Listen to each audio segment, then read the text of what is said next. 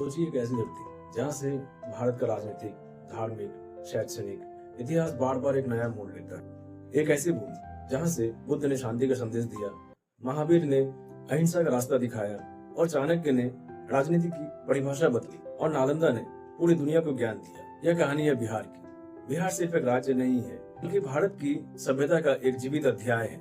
नमस्कार दोस्तों, बिहार का इतिहास हजारों साल पुराना है। यह वही भूमि है जिसे प्राचीन काल में मगध के नाम से जाना जाता था, जिसने भारत के सत्ता, शिक्षा, धर्म और संस्कृति को एक आकार दिया। प्राचीन बिहार का सबसे बड़ा गौरव था मगध साम्राज्य, जहाँ पर भारत के शक्तिशाली राजवंशों ने शासन किया और भारत की राजनीतिक एकता की नींव रखी।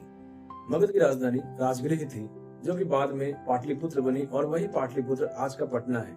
पाटलिपुत्र प्राचीन भारत की सबसे समृद्ध और संगठित राजधानी में से एक माना जाता था। बिहार की मिट्टी ने केवल राजाओं को ही नहीं बल्कि महान आध्यात्मिक नेताओं को भी जन्म दिया। गौतम बुद्ध को बोध गया में ज्ञान प्राप्त हुआ और यहीं से बौद्ध धर्म की धारा पूरी दुनिया में फैली। महावीर का संबंध भी इसी क्षेत्र से रहा है। जैन परंपरा के लिए बिहार की भूमिका बेहद महत्वपूर्ण रही है। यही कारण है कि बिहार को धार्मिक इतिहास की सबसे पवित्र भूमियों में गिना जाता है।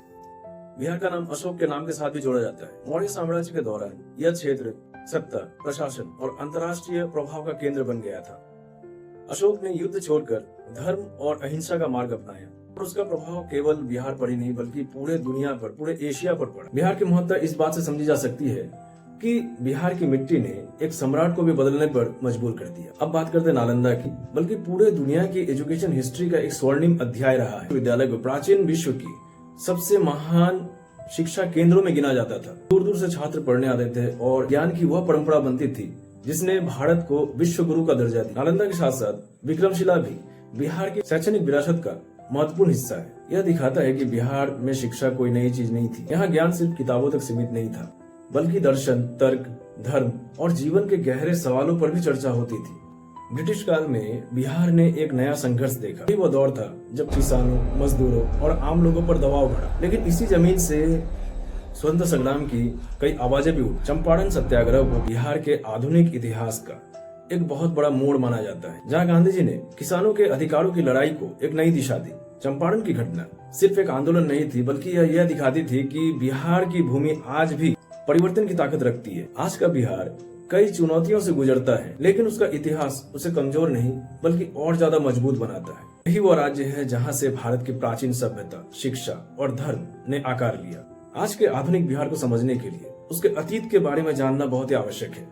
राज्य की पहचान सिर्फ आज से नहीं बनती बल्कि वह उसके हजारों साल के सफर से बनती है।